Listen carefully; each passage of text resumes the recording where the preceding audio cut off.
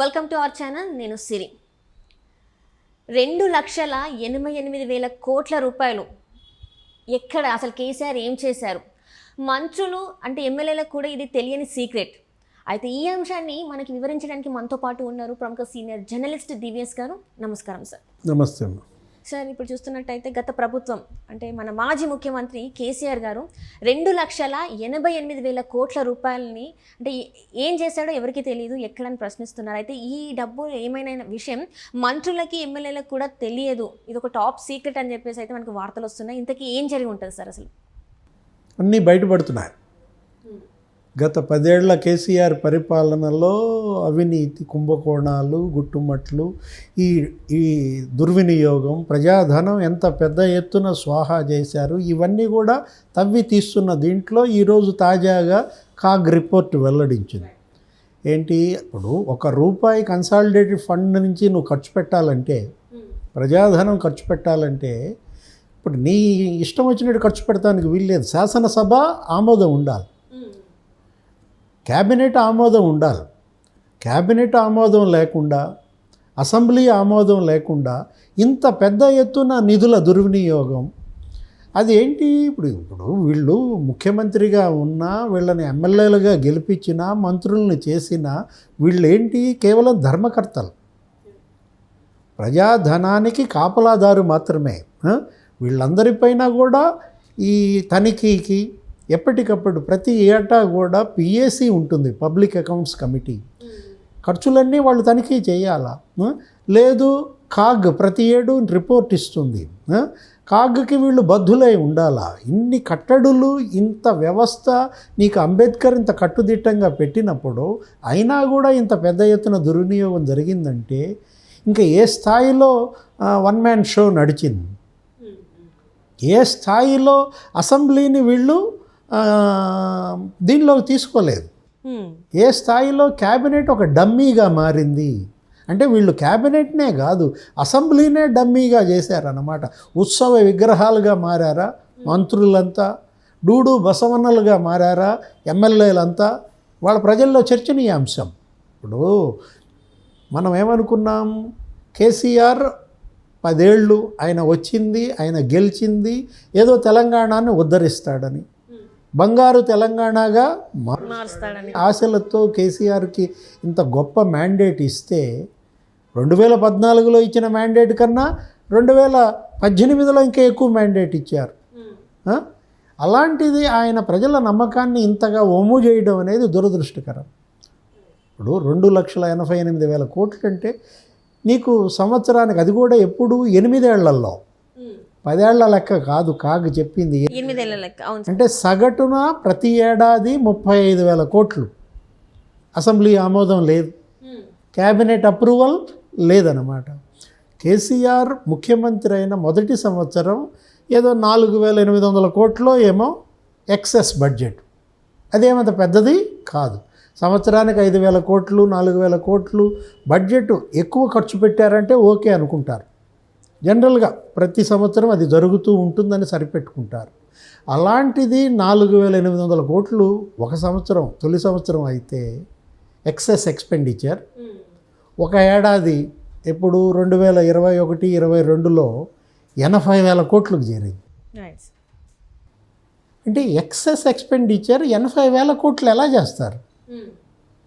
State budget ఎంత ఉంటుందమ్మా? 2 లక్షల కోట్లు, లేకపోతే మహా జరిగితే 2.75, 3 లక్షల కోట్లకి ఇంకా చేరలేదు. మొన్న పెట్టిన బడ్జెట్ కూడా 2,90,000 కోట్లు ఎంతో ఉంటుంది. అంటే 3 లక్షల కోట్ల బడ్జెట్, 2 లక్షల కోట్ల బడ్జెట్లో ఎక్సెస్ ఎక్స్పెండిచర్ 82,000 కోట్లు ఎలా ఉంటుంది? అంతకు క్రితం ఏడాది ఎంత? 67,000 కోట్లు. ఎక్కడ 4,700 కోట్లు, ఎక్కడ 67,000 కోట్లు? ఎక్కడ 4,700 కోట్లు, ఎక్కడ 82,000 కోట్లు? ఎక్సెస్ ఎక్స్పెండిచర్ ఇంత పెద్ద ఎత్తున ఏం చేశారు? ఎక్కడికి మళ్ళించారు? ఎలా దుర్వినియోగం చేశారు? ఇప్పుడు కాళేశ్వరం అన్నారు, కాళేశ్వరం కార్పొరేషన్ పెట్టారు, అప్పులు తెచ్చారు. ప్రతిదానికి కూడా మిషన్ భగీరథ, దానికో కార్పొరేషన్, మళ్ళా అప్పులు, కాకతీయ దానికో కార్పొరేషన్, అప్పులు పెంచేశారు కదా, 6 లక్షల కోట్ల అప్పులు. అవును సార్. ఇక్కడ తెలంగాణ కేసీఆర్ హయాంలో ఇంత అప్పులు తీసుకొచ్చి మీరు సృష్టించిన సంపద ఏంటి?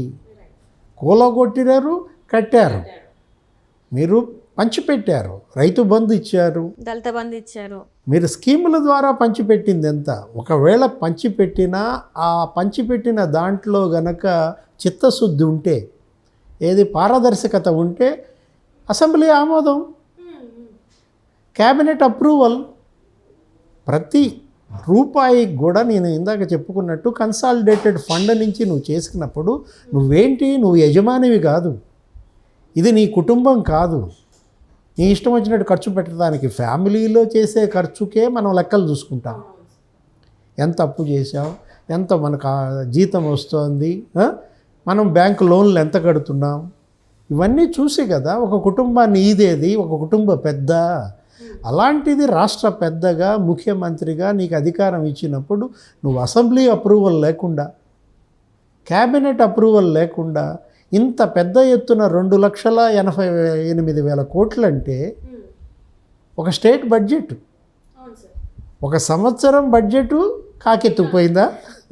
అంటే ఇప్పుడు కేసీఆర్ గారు ఇంత అంటే మన కాళేశ్వరం ప్రాజెక్టే కావచ్చు, చాలామంది ఇప్పుడు రేవంత్ రెడ్డి గారు ప్రతి దాని మీద శ్వేతపత్రం అయితే చేస్తామన్నా, విచారణ కూడా జరిపిస్తామన్నారు. అంటే ఇప్పుడు ఒకవేళ ఇది నిజం అని బయటకు వస్తే, అవినీతి జరిగిందని బయటకు వస్తే, ఇప్పుడు ఈ డబ్బు కూడా అసలు ఏం చేశారు అనేది బయటకు వస్తే కేసీఆర్ గారికి శిక్ష పడే అవకాశం ఉందంటారా సార్? కేసీఆర్ కాదమ్మా, అందరి మెడలకి చుట్టుకుంటుంది.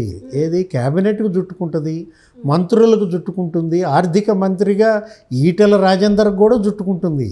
ఆయన లేరు కదా సార్, ఇప్పుడు ఆయన ఆర్థిక మంత్రిగా ఉన్నాడు కదా, 4 ఏళ్ళు 5 ఏళ్ళు ఆయన ఆర్థిక మంత్రిగా ఉన్నాడు. ఆయన విచారణకు అటెండ్ అవ్వాలా, ఆయన దీనిపైన సరైనటువంటి రిపోర్ట్ ఇవ్వాలా, అప్రూవర్గా మారాలా, అసలు ఎలా జరిగింది, ఏం జరిగింది అనేది ఆయన కూడా చెప్పాలా. ఆయనే కదా. ఆ తర్వాత ఆర్థిక మంత్రి ఎవరు? హరీష్ రావు మెడకి చుట్టుకుంటుంది. ఇంత పెద్ద ఎత్తున రాజేందర్ టైంలో కాదు, ఇదంతా కూడా ఎప్పుడు హరీష్ రావు టైంలోనే మనకు కనపడుతోంది. 67,000 కోట్ల దుర్వినియోగం అప్పుడు హరీష్ రావే ఆర్థిక మంత్రి.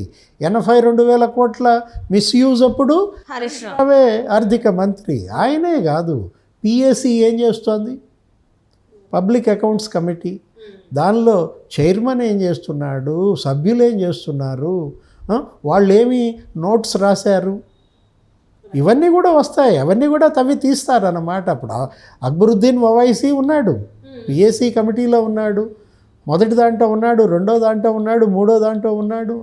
అటు బీఆర్ఎస్ వాళ్ళు, అదే అప్పుడు టీఆర్ఎస్ సభ్యులు ఉంటారు, ప్రతిపక్షం కూడా ఉంది కదా, వాళ్ళు చెప్పిన నెగేషన్స్ ఏంటి, వాళ్ళు ఎక్కడ వీటో చేశారు, ఇవన్నీ కూడా చర్చకి రావాలా. వీటన్నిటిని కూడా పారదర్శకంగా బయట పెట్టాలా. ఆ బయట పెట్టాల్సిన బాధ్యత ఎవరిది? రేవంత్ రెడ్డి పైన ఉంది. ముఖ్యమంత్రిగా రేవంత్ రెడ్డి, లేకపోతే ఉత్తమ్ కుమార్ రెడ్డి, లేకపోతే బట్టి విక్రమార్క, వీళ్ళేదో ఆరోపణలు చేసి గుడ్డ కాల్చి ముఖం మీద వేస్తే కుదరదు. వాళ్ళ చిత్తశుద్ధిని నిరూపించుకోవాలి.